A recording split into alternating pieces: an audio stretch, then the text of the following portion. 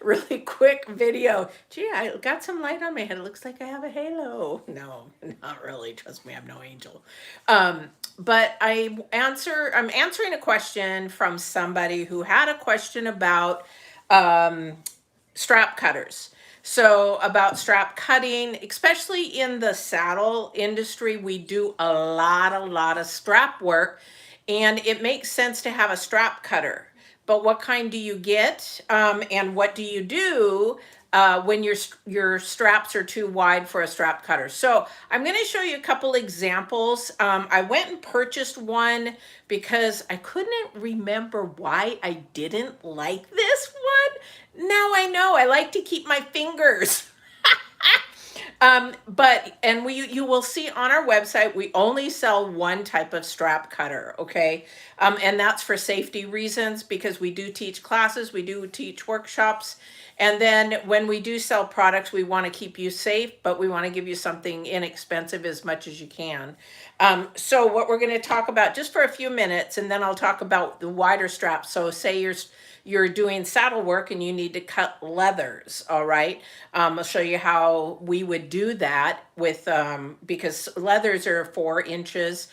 Sometimes depends on the saddle, could be 3, could be endurance saddles, Western saddles, that kind of a thing. So let's talk about the strap cutters, okay? And then I'll turn the camera down a little bit and show you what I'm doing. So this is the typical strap cutter that you're gonna find. You will, if you do leather work, it's almost a must to get, because you will do strap work all the time. It will save you a lot of time, a lot of energy, and it's pretty accurate. I mean, if you know how to use it, you will have straight, solid lines. If you use it incorrectly, watch my video on strap cutting, because you can actually make it go out and then you have a bow at the end, or you can get a curve in there. So watch that video on strap cutting. But this is the one that you'll see a lot of people use. The handles can be a little bit different. The top can have sort of a screw knob on it. This is very old. I can't even tell you how old this is. Your blades on it are pretty universal. So you can buy all different kinds of blades from different suppliers. It's going to work because it's got 2 screws on the end that you would just unscrew, put the blade in there. Be really careful how you put it in there, and then tighten it up. Okay. The other kind of strap cutter, this is the don't do strap cutter, at least in the Leather Ladies book, because this is the strap cutter here. Looks like a little airplane. It's got a little place for your finger. This is actually really a good idea. However, if you look at this, the blade is just sticking up. Now I thought, okay, do I put it all the way down and then do that? But either way, this is gonna really sort of cut your fingers, or it's not safe. Definitely not safe. I do not like having this, whether it's up here, down here, I don't care, or even halfway in between, you got raw blades sticking out.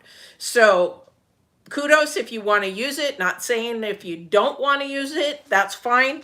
However, I'm going to now show you the difference in cutting and how you can get an accurate cut with this one more than this one. So let me turn the camera a little bit and go from here, see if I can without losing you guys. Okay, let me pull you in a little bit closer. Hope you guys are doing good, getting ready for the holidays. We're gonna have a lot of gift packages. I'm gonna be doing a lot more live videos to show you new products and things like that. So definitely watch and subscribe and hit that notification so you know. Okay, let's show you with this one here. I like this one. Now, when you're going to use a strap cutter, anytime you're going to have a straight line. If you buy a half a hide, that cow's back curves just like our back does. You're going to have to cut it off and make a straight line. But we're just showing you the difference between these two. This is really nice because you can change the distance between this here. So if you've got a 12-ounce hide, and then you have to go down to a 5-ounce, maybe 5-6-ounce hide, you can change this. And how you do that is with this back here. So you can widen it and you can narrow it. Why would you want to do that? Why not leave it just open really big, right? No, because you want that control to make sure that you're getting a straight cut, okay? So this hide here is probably 9 ounce, okay? And so when you put it in there, you hold it against your handle there, okay? But you can push it through and get a nice straight cut. And you are going to keep it pushing against this handle, which helps you keep it straight. And then you push it. Now, I'm doing it really a sloppy way because usually I do big, long pieces. But you would pull it through, okay? If you were on a hide, you would keep it on the edge of the thing. Go watch my video on strap cutting. But then you can get a nice straight cut, okay? You've got a nice even cut all the way across. So that's what you want. So you can adjust this. Your blade is hidden. I'm not worried about getting my hands all cut, my fingers in the way or anything like that. Okay, if I'm gonna do that with this one, I have to really, there's no way that's gonna hold me up and down.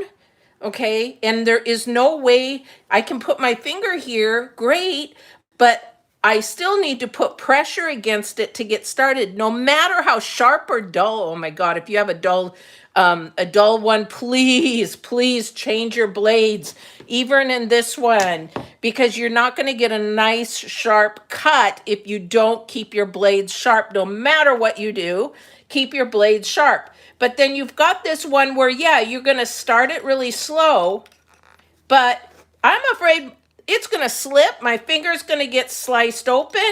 And then even if I'm pulling from this side, how am I going to keep it, as straight as I can? I got a nice straight cut, but I had no control up and down to keep my hide intact so that it doesn't weigh up and down.